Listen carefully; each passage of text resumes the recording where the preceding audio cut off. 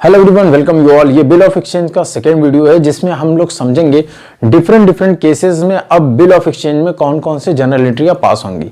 जैसा कि हमने पहले लेक्चर में देखा कि बिल ऑफ एक्सचेंज किसे कहते हैं और बिल ऑफ एक्सचेंज का पहला केस पढ़ा कि वो कौन कौन सी जर्नल एंट्रीज पास होंगी डिफरेंट बुक में ड्रावर और ड्रॉवी के when the bill is in the hand of drawer at the time of maturity, जब बिल ड्रावर के पास ही रह जाता है मेच्योरिटी के टाइम तक। अब केसेस बदलेंगे और जर्नल एंट्रियां थोड़ा सा चेंज हो जाएंगे। जैसा कि आप जानते हैं, ऑलरेडी आपने शुरू के वीडियोस में पढ़ा है कि जर्नल एंट्री तभी की जाती है जब कोई ट्रांजैक्शन हो जाता है। सेम इसी तरह से बिल ऑफ एक्सचेंज के चैप्टर में हम जर्नल एंट्रीज को रिकॉर्ड करेंगे हर एक इवेंट पर जब जब ट्रांजैक्शन होता रहेगा। तो चलिए एक क्वेश्चन के जरिए इन दो केसेस को समझते हैं। पहला केस है when bill is discounted from the bank, जब बिल ड्रावर के पास होती है और ड्रावर को पैसे की जरूरत पड़ जाती है तो बिफोर द मैच्योरिटी डेट, यानी बिल जितने टाइम का लिखा गया है उस टाइम से पहले जब ड्रावर बैंक पहुंच जाता है और बैंक से अपनी बिल को डिस्काउंट करा लेता है, यानी कहता है कि ये सपोज कर लेते 1000 का बिल है और बैंक से बोलता है कि सर हम मैच्योरिटी के पहले आ गए, बिल को रख लीजिए, मुझे 900 ही दे दीजिए। तो बिल को सेम प्राइस पर ना लेकर कम प्राइस पर जब लिया जाता है किसी थर्ड पार्टी से, मोस्टली ज्यादातर बिल जो डिस्काउंट कराया जाता है वो बैंक से कराया जाता है। तो पहला केस अभी हम लोगों ने पढ़ रखा है पहले कि जब बिल रह जाता है ड्रावर के पास, जो पहले की वीडियो में देखा है। अब हम लोग क्वेश्चन के जरिए पहला केस यानी दूसरा केस यहां पर समझते हैं when bill is discounted from the bank, और दूसरा व्हेन बिल इज नेगोशिएबल, जब बिल का नेगोशिएशन कर दिया जाता है।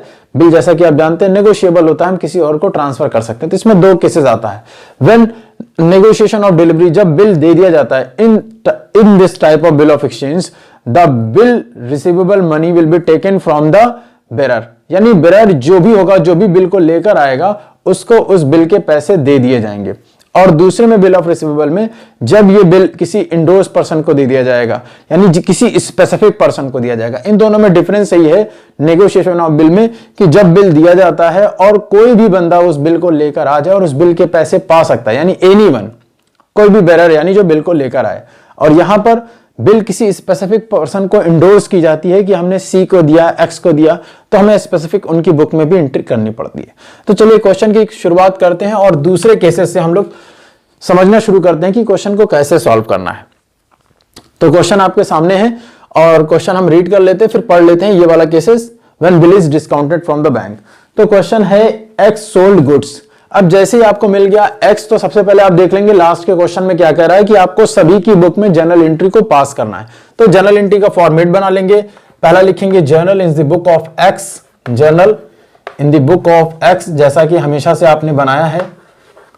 और ये जर्नल का फॉर्मेट जो कि कभी चेंज नहीं होता, बार बार यही होगा। Amount debit, credit, LF, date, same इस तरह से बना लेंगे। ये हो जाएगा डेट, पार्टिकुलर, और ये हो जाएगा एलएफ, अमाउंट डेबिट और अमाउंट क्रेडिट। ये हो गया journal in the book of X. Same इसी तरीके से फॉर्मेट हो जाएगा journal in the book of, लिखेंगे journal in the book of Y, Y की बुक में। तो सेम एक एक क्वेश्चन पढ़ते रहेंगे, एक एक ट्रांजैक्शन, और फटाफट उसका जर्नल एंट्री करते रहेंगे।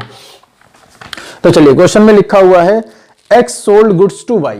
तो सबसे पहले एक्स के यहां पर एंट्री होगी, जिस भी डेट को एक्स ने गुड्स सोल्ड किया है। लिखा हुआ है 15 मार्च 2017 को, तो डेट लिखेंगे 15 मार्च 2017 को। एक्स ने क्या किया है, गुड्स को सेल्स किया है, तो एक्स के यहां सेल्स की एंट्री होगी। सेल्स की एंट्री जब हम करते हैं तो सेल्स की दो एंट्री मैक्सिमम हो सकती है, जैसा कि जर्नल एंट्री के चैप्टर में हम लोगों ने पढ़ा था। वो ये कि अगर नगद में हम बेचते हैं तो हमारा कैश अकाउंट आता है, जो कि हमारा रियल अकाउंट होता है, तो debit what's comes in cash account debit to sales होता है। लेकिन क्योंकि बिल ऑफ एक्सचेंज शुरुआत ही वहां से होती है जब हम उधार लेन देन करते हैं, उधार खरीदते हैं, तो हमें बिल की जरूरत पड़ती है। तो बिल ऑफ एक्सचेंज में उधार इन्होंने बेचा है एक्स ने, किसको, वाई को, तो हमेशा वाई इनके लिए पर्सनल अकाउंट होगा और वाई को ये डेबिट करेंगे क्योंकि Y is the receiver of these goods. तो लिखेंगे वाई डेबिट टू सेल्स। इन्होंने वाई को बेचा है, तो सर आपको दोनों बुक में एंट्री करनी है, तो बताइए वाई ने किया क्या है। वाई ने उल्टा सेम डेट को परचेज किया है, तो सेम एंट्री, सेम डेट 15 को इनके यहां परचेज की एंट्री होगी। और परचेज की क्रेडिट की एंट्री क्या होती है, परचेज अकाउंट डेबिट, और इसके बदले में कोई कैश नहीं जाता है, तो ये नाम लिखते हैं जिनसे इन्होंने इस सामान को खरीदा है। किससे खरीदा है? X से, तो लिखेंगे टू X और सेम अमाउंट लिख देंगे। अमाउंट क्या है? 10,000, तो 10,000 दोनों के यहां एंट्री हो जाएगी, 10,000 और 10,000। उम्मीद है कि आपको क्लियर दिख रहा होगा। ये एंट्री हमने पास कर दी दोनों की बुक में। फिर सेंटेंस आगे बढ़ते हैं। फिर लिखा on the same date, same date को वाई ने बिल को एक्सेप्ट किया है, यानी सेम डेट को एक बिल लिखा गया तो सेम डेट को एक ट्रांजैक्शन दोनों क्या होगा? वाई ने बिल को एक्सेप्ट किया, यानी ये बंदा जो है जिन्होंने बेचा है इनको उस बिल के पैसे मिलने चाहिए, इसीलिए वो बिल अपने पास रखते हैं, रिसीव करते हैं, जिस बिल का नाम है बिल रिसीवेबल। एक ऐसा बिल जो अपने आप में एक्नॉलेज करता है कि हम बिल के पैसे रिसीव करने वाले हैं, तो बिल रिसीवेबल अकाउंट डेबिट, जो कि एक रियल अकाउंट है। और किसने इस बिल को दिया है? दिया है वाई ने, तो लिखेंगे टू वाई। सेम डेट को इस बिल को इन्होंने एक्सेप्ट किया, यानी इन्होंने एक बिल दिया है, किसको? X को दिया है, तो X यहां पर रिसीवर है, X डेबिट। और कौन सा बिल दिया है? वो बिल जिसमें इन्होंने लिखा है कि इस बिल के हम पैसे देंगे, तो वही बिल इनके लिए बिल्स पेबल है। यहां एंट्री क्या हुई? सेम डेट को इन्होंने X को दिया, तो X become receiver here, debit the receiver. और कौन सी चीज दी है? टू बिल्स पेबल, एक ऐसा बिल जो एश्योर करता है कि Y is ready to give that amount which is mention in this book. और यहां पर इन्होंने गुड्स को बेचा था, तो इन्होंने एक ऐसा बिल इनसे रिसीव किया है जो एश्योर करता है कि that we are going to receive some certain of money from this bill. जो बिल ये एश्योर कर रहा है हम फ्यूचर में इस बिल के पैसे रिसीव करेंगे, और इस बिल को दिया किसने है? वाई ने। सेम एंट्री पास हो गई है। पहले वाले केसेस में क्या था? पहले वाले केसेस में था जो हमने इससे पहले वाली वीडियो में पढ़ा था कि जब बिल बेरर के पास रह जाती है मैच्योरिटी तक, तो लास्ट में बिल का ये करेगा क्या? ये पैसे लेगा, तो लिखेंगे लास्ट की एंट्री होती थी bank account debit to bills receivable. इनकी एंट्री होती थी ये पैसे दे देते थे और अपनी बिल वापस ले लेते थे, तो एंट्री होती थी bills payable account debit to bank. लेकिन क्योंकि केस बदल गया है, केस में हो क्या रहा है कि इन्होंने बिल के पैसे पहले से बैंक से डिस्काउंट करा लिए। इसका मतलब पक्की सी ये बात है कि ये जो बेरर है इसको पैसे की जरूरत आन पड़ी और इन्होंने टाइम से पहले बैंक पहुंचकर इस बिल के पैसे को विड्रॉ कर लिया है, डिस्काउंट करा लिया है बैंक से। आगे देखते हैं क्या लिखा हुआ क्वेश्चन में। X discounted the bill on 15 अप्रैल। 15 अप्रैल को इन्होंने 18% के रेट से, तो यहां पर लिखेंगे 15 अप्रैल। बिल किसके पास है? बिल है बेरर, बिल है ड्रावर के पास, तो ड्रावर ही बेरर हुआ बैंक के सामने।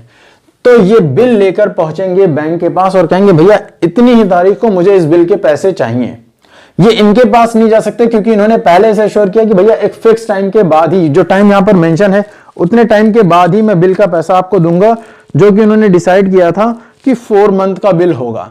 तो 4 मंथ यहां के बाद, इसके 4 मंथ के बाद ही ये कुछ करने वाले हैं, उससे पहले ये नहीं देंगे। तभी तो इनको ये मजबूर थे, इनके पास पैसे नहीं थे, इन्होंने पहले बेचा, 4th मंथ का बिल इन्होंने लिखा, तो 4th मंथ से पहले ये बिल के पैसे कभी भी नहीं देंगे। तो इनके यहां कोई भी एंट्री पास नहीं होगी। ये पहुंचे हैं बैंक के पास, तो इनके यहां एंट्री पास होगी 15 अप्रैल को, और इनके यहां 15 अप्रैल को कोई एंट्री नहीं पास होगी। ये बात ध्यान में रहे, that is the case. Second, bill discount कौन करा रहा है? ड्रावर। पैसे की जरूरत इनको है, तो ट्रांजैक्शन ये कर रहे हैं, और जो ट्रांजैक्शन करता है उन्हीं की बुक में जर्नल एंट्री होती है। बिना ट्रांजैक्शन के कोई भी जर्नल एंट्री नहीं होती। इनके यहां कुछ ट्रांजैक्शन हुआ ही नहीं, इन्होंने पहले से मान के रखा था, सेम डेट को बिल एक्सेप्ट किया है। अब जब कभी कोई ट्रांजैक्शन करेंगे तो वही अपनी मैच्योरिटी डेट पर। अब आ जाते हैं इनके पास। इनके पास एंट्री क्या होगी? अब ये कह रहे हैं कि बैंक मुझे पैसे दे दो, तो जब इनके पास पैसे आएंगे भैया तो लिखा जाएगा बैंक अकाउंट डेबिट, और सेम में नहीं ले रहे हैं, डिस्काउंट में ले रहे हैं। जब ये डिस्काउंट में लेंगे तो डिस्काउंट इनके लिए लॉस है, और डिस्काउंट हमेशा डेबिट होगा। लिखा जाएगा discount account debit, discounting charge account debit. और ये इनको पैसे किस लिए मिल रहे हैं? क्योंकि ये इस बिल को वापस दे रहे हैं बैंक को। कौन सी बिल को? जो बिल इन्होंने रखा था 15 को, तो लिखेंगे टू बिल रिसीवेबल। ये पहुंचे बैंक के पास और इन्होंने बिल को दे दिया और बोला जो कुछ भी पैसे मिलते हैं दे दो, जो तुम्हें काटना है वो काट लो। पूरे पैसे तो नहीं मिलेंगे, बिल के पैसे मालूम था 10,000, तो 10,000 तो नहीं मिलने वाला। कितना मिलेगा? 18%। अब इसको हम लोग कैलकुलेट कर लेते हैं, कितने टाइम के बाद है, कितने टाइम का बिल है। बिल जो है 15 मार्च का था और वो 3 मंथ के लिए लिखा गया, तो इनको क्या करेंगे 3 मंथ के लिए हम तो ये हो जाएगा 10,000 मल्टीप्लाई बाई 18 डिवाइडेड बाई 100, ये 18% है और हो जाएगा 3/12, 0 0 0 0 6 2 द 6 3 द 3 3 9 और हो जाएगा 900 को 2 से करेंगे तो आ जाएगा हाफ, हो जाएगा 450 रुपीज। 450 रुपए डिस्काउंटिंग चार्ज हो जाएंगे। तो 10,000 पूरा पैसा ना मिलकर इनको 450 रुपए कट जाएंगे और मिलेगा इनको 9,550 रुपीज। तो इस तारीख को क्या इनके यहाँ कोई भी एंट्री होगी? नहीं सर, इनके यहाँ कोई भी एंट्री नहीं हो जाएगी क्योंकि वाई ने कोई भी ट्रांजैक्शन किया ही नहीं।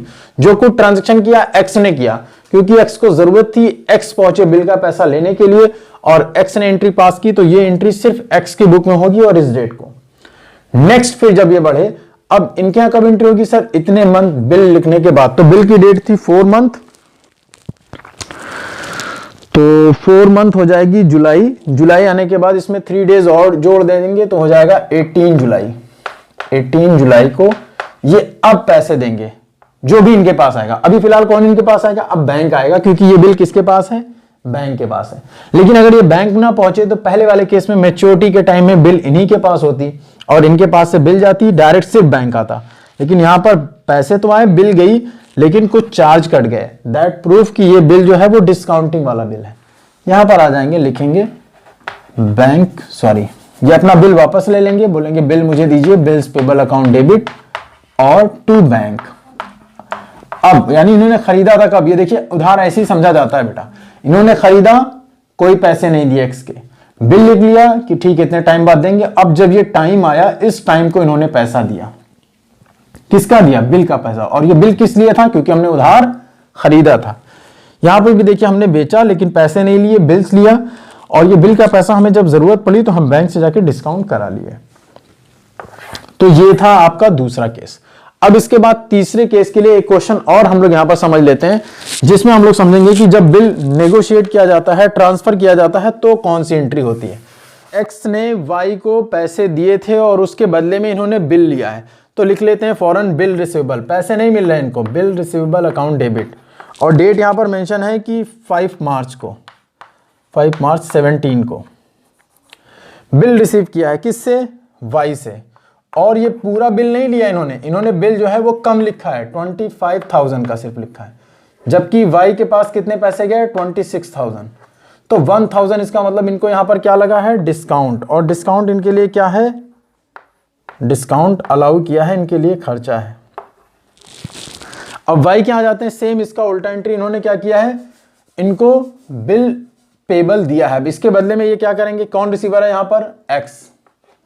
एक्स हो गया डेबिट टू बिल्स पेबल और पूरे अमाउंट नहीं दिए हैं, इन्होंने क्या किया है? डिस्काउंट कराया है। इसको लिखेंगे to discount receive, discount receive. अब एक्स के पास कितने आ गए पैसे? 26,000 और जो इन्होंने दिया है अमाउंट बिल का वो है 25,000 और जो डिस्काउंट रिसीव किया है वो 1,000 है। ये बेसिक सी एंट्री है जो कि आपने शुरुआत के जर्नल में पहले से पढ़ा था। वाई ने पैसे लिए थे तो वाई ने पैसा ले लिया एक्स से 26,000 और इसके बदले में बिल दिया 25,000 का, और जो पैसे इनको मिले हैं 1,000 एज ए डिस्काउंट, वो इनके लिए फायदा है और इन्होंने दिया इनके लिए लॉस है। सिंपल सा एंट्री। फिर आगे क्या लिखा हुआ? आगे लिखा हुआ है कि कुछ ही टाइम बाद 5 मार्च को ऑन द सेम डेट इन्होंने जेड को फॉरन बिल इंडोर्स कर दिया है। तो इसका मतलब इन्होंने बिल जेड को दे दिया है। अब क्या करेंगे? जेड यहां पर रिसीवर हो जाएगा सेम डेट को, Z debit to bill receivable. Bill receivable इनके पास से चला गया, कितना अमाउंट? 25,000। 25,000। क्या इनके यहाँ कोई एंट्री होगी? सर इनका इनसे इस ट्रांजेक्शन से इनके ऊपर कोई इंपैक्ट नहीं पड़ रहा है। जैसा कि इस ट्रांजेक्शन से पड़ रहा था, इन्होंने बिल दिया, इन्होंने बिल रिसीव किया, इन्होंने बिल दिया। इससे पहले वाले क्वेश्चन में किसी ने बेचा तो किसी ने खरीदा, तो अलग अलग पार्टीज पे इफेक्ट पड़ रहा था। लेकिन यहां पर इन्होंने जो बिल जेड को ट्रांसफर किया है, क्या वाई से उसका कोई रिलेशन है? कोई भी रिलेशन नहीं। तो वाई को ट्रांसफर किया है तो जेड के यहां ही एंट्री होगी। सॉरी, जब इन्होंने एक्स ने जेड को ट्रांसफर किया है तो सिर्फ और सिर्फ एंट्रियां जेड की ही बुक में होंगी। तो जेड की बुक में आ जाते हैं। जेड ने क्या रिसीव किया है?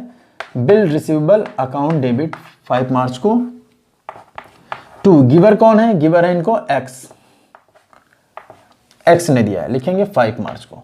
अब आप खुद मुझे बताइए, अभी हम लोगों ने पढ़ा कि बिल का पैसा कौन लेगा? बिल जिस बंदे के पास है, he is entitled to receive the amount which is mention in the bill of exchange. इसमें और इसमें यही फर्क है। In the negotiation of delivery, इसमें bill of exchange money can be received from the bearer of bill of exchange. जो भी bill of exchange का बेरर होगा, वाहक होगा, जो बिल को लेकर आएगा, उसको पैसे मिलेंगे। और negotiation by endorsement of delivery में, in this case the amount which is mention in the bill of receives can only be received from that person which is specific mention in bill of exchange. जिसका नाम specific लिखा हुआ है वही पैसे receive कर पाएगा। ये एंट्री होगी, इनके यहाँ कोई भी ट्रांजेक्शन नहीं होगा। अब जब मैच्योरिटी की डेट आई, मैच्योरिटी की इन्होंने लिखा हुआ है कि बुक 8 अप्रैल को इनकी जब डेट ऑफ मैच्योरिटी आएगी, यानी 1 मंथ के बाद, और 3 डेज उसमें डे ऑफ ग्रेस ऐड कर देंगे। तो अब बिल के पैसे रिसीव ये करेंगे क्योंकि बिल इनके पास है, और बिल का पैसा देगा कौन? ये बिल्स पेबल। तो लिखेंगे 18 अप्रैल आफ्टर 1 मंथ, ये अपना बिल वापस ले लेंगे कि मुझे बिल्स पेबल दे दो, ताकि दोबारा आपसे फिर से मुझसे पैसे ना मांगो, और ये पैसे लेकर जाओ टू बैंक 25,000। और बिल के पैसे ये रिसीव नहीं करेंगे अब। क्यों? क्योंकि इन्होंने इस बिल को इंडोर्स कर दिया है। किसको नेगोशिएट कर दिया है? किसका नेगोशिएशन किया है? इन्होंने किया है जेड को, कि भैया ये बिल का मैंने नेगोशिएशन कर दिया और बिल इंडोर्स टू जेड। अब Z is entitled to receive the amount which is mention in bill of exchange. अब ये बोलेंगे मुझे पैसे दो, बैंक अकाउंट डेबिट, और बिल को क्या कर देंगे? वापस कर देंगे, बिल रिसीवेबल। कितनी तारीख को? 18 अप्रैल को। 1 मंथ और after adding 3 days as a grace, तो 15 हो जाएगी, और 3 दिन और ऐड कर दिया जाएगा, 18 हो जाएगी। बिल कितना था? 25,000 का। ये बार बार लिखा जाएगा डेबिट क्रेडिट में, यहां पर भी डेबिट और क्रेडिट। तो ये सिंपल सी आपकी एंट्री थी। फिर से एक बार रिकैप कर लेते हैं। रिकैप में ये समझते हैं कि पहले डेट में वाई ने पैसे लिए थे, और वाई ने पैसे के बदले में इनको एक बिल दिया, तो इन्होंने बिल रिसीव किया। वाई ने पैसे लिए थे 26,000, तो 1,000 इनके लिए डिस्काउंट अलाउ हुआ, जो कि नॉमिनल अकाउंट है, तो इनके लिए खर्चा हुआ। सेम इनके लिए इन्होंने वाई को दिया क्या? बिल्स पेबल दिया 25,000 का, और डिस्काउंट इनसे ले लिया 1,000 का। फिर एक ही दिन बाद इन्होंने सेम डेट को अपनी बिल को एक क्रेडिटर को, यानी जिनसे इन्होंने पैसे उधार लिए थे, इन्होंने उस बंदे को दे दिया कि भैया पैसे नहीं मेरे पास, तुम ये बिल रिसीवेबल रख लो, और आफ्टर 1 मंथ वाई के पास पहुंच जाना और आपको इस बिल के पैसे मिल जाएंगे। तो इन्होंने बिल दे दिया किसको? जेड को। तो जेड बिकम रिसीवर, और जो बिल इनके पास से गई है उसका नाम है बिल रिसीवेबल। ये एक रियल अकाउंट है, इनके पास से चली गई, इनका अकाउंट यही क्लोज हो गया। अब इनके पास बिल नहीं है, तो ये कोई पैसे भी नहीं ले सकते। अब जब मैच्योरिटी का टाइम आया, बिल रिसीवेबल जेड के पास था, जेड जाएंगे और पैसे ले लेंगे, तो बैंक अकाउंट डेबिट, और इनके पास से बिल चला जाएगा।